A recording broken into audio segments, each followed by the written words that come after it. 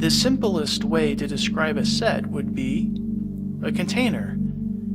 And as a container, a set contains objects. In discrete math, these objects are usually referred to as elements. An example of a set can be just about anything, such as a box of crayons. In this case, each crayon is an element of the set box of crayons. Another example would be a football team. In that case, football team is a set and each player is an element. Now, since this is supposed to be math, let's try a set that contains numbers. For example, let's make a set called S and let it contain some numbers.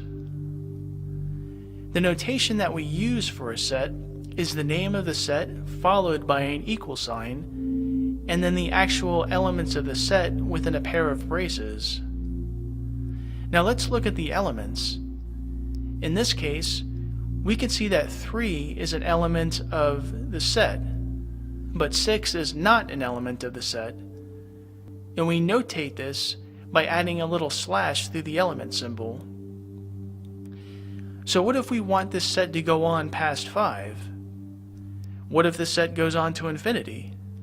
Obviously, writing out each element would be impossible, so we use an ellipse to symbolize the fact that this pattern continues indefinitely.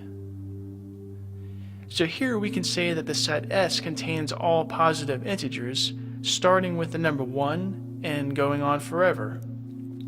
Notice that we can go in the other direction too. In this case, we have the set of negative integers. So what if I wanted to define a set as all of the integers that are between 2 and 7? Now I could simply do it like this. But what if the set is bigger? What if the set is, say, all of the integers between 2 and 100? Now there's different ways to do this, but one way is to use a variable, like x or y, as a placeholder, and then define the scope of x.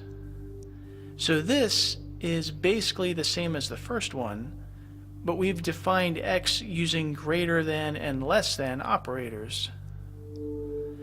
Now the line in between the x's is usually translated as such that.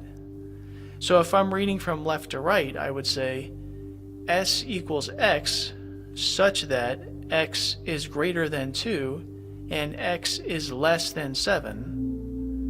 The advantage of this kind of notation is that we scale very easily.